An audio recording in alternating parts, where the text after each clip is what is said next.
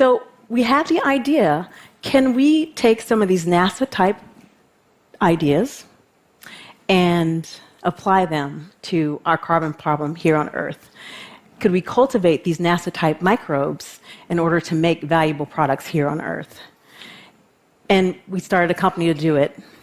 And in that company, we actually discovered that these hydrogenotrophs, which I will actually call nature's supercharged carbon recyclers, we found that they are a powerful class of microbes that had been largely overlooked and understudied, and that they could make some really valuable products. And so we began cultivating these products, these microbes in our lab. We found that we can make essential amino acids from carbon dioxide using these microbes. And we even made a protein-rich meal that has an amino acid profile that's similar to what you might find in some animal proteins. And we began cultivating them even further, and we found that we could make oil. And oils are used to manufacture many products. We made an oil that was similar to a citrus oil, which can be used for flavoring and for fragrances, but it also can be used as a biodegradable cleaner or even as a jet fuel. And we made an oil that's similar to palm oil. And palm oil is used to manufacture a wide range of consumer and industrial goods. But actually, it turns out there's a twist here, because givers are often sacrificing themselves, but they make their organizations better.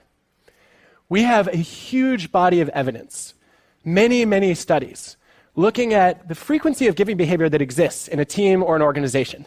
And the more often people are helping and sharing their knowledge and providing mentoring, the better organizations do on every metric we can measure. Higher profits, customer satisfaction, employee retention, even lower operating expenses. So givers spend a lot of time trying to help other people and improve the team, and then unfortunately they suffer along the way. And I want to talk about what it takes to build cultures where givers actually get to succeed. So I wondered then, if givers are the worst performers, who are the best performers? And let me start with the good news. It's not the takers. Takers tend to rise quickly, but also fall quickly in most jobs. And they fall at the hands of matchers. If you're a matcher, you believe in an eye for an eye, a just world. And so when you meet a taker, you feel like it's your mission in life to just punish the hell out of that person. And that way justice gets served. Well, most people are matchers, and that means if you're a taker, it tends to catch up with you eventually. What goes around will come around. And so the logical conclusion is it must be the matchers who are the best performers. But they're not. In every job, in every organization I've ever studied, the best results belong to the givers again.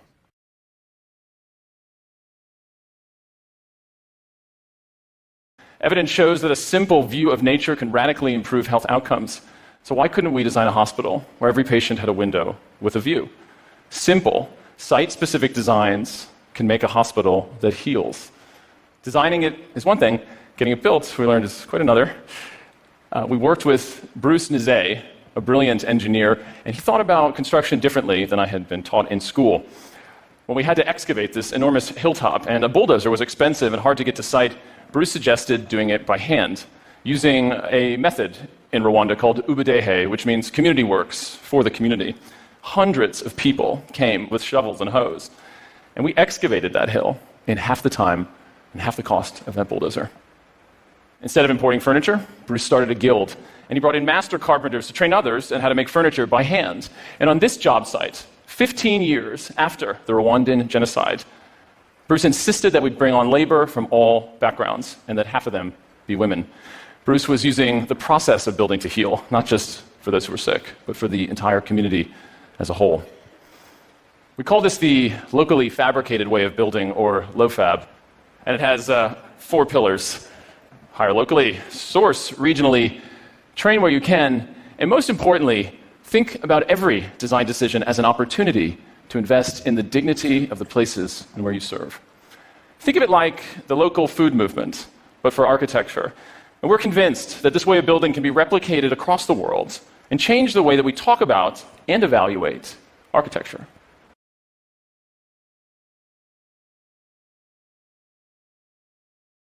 So the first thing to notice is that while the mechanical clocks that we make, even your quartz watch, can tell time across a vast range of scales from tens of milliseconds to hours, minutes, and days and months and years. So the brain has many different clocks in order to tell the milliseconds and seconds and to tell the time of day. So one way to think about it is the circadian clock, the clock that tells you what time of day it is and when to arise and when to go to sleep. That doesn't have a minute hand, much less a second hand.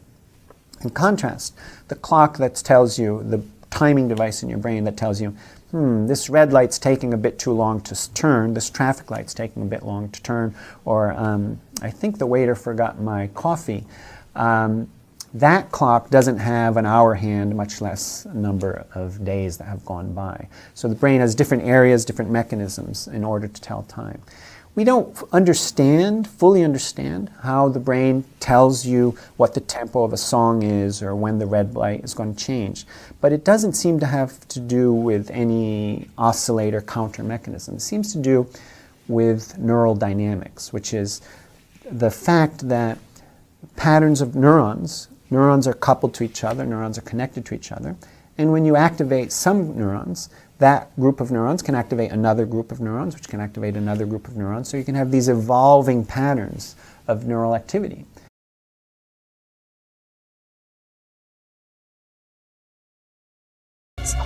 So what can we do to become better listeners? At its core, listening in a one-on-one conversation is about taking an interest in another person and making them feel understood. There's no universally agreed upon definition of high-quality listening, but some recurring features include attentiveness, conveying understanding, and showing a positive intention towards the speaker. This doesn't mean you can simply go through the motions. Researchers have found that merely smiling and nodding at set intervals doesn't quite work. However, there is something slightly performative about listening in that it's important to show you're doing it. So in addition to actively attending to a speaker's words, good listeners also use questions and body language that indicate their understanding and their desire to understand. This might feel awkward at first, and what's most effective might depend on your relationship with the speaker. But with time and practice, you can internalize these basic behaviors.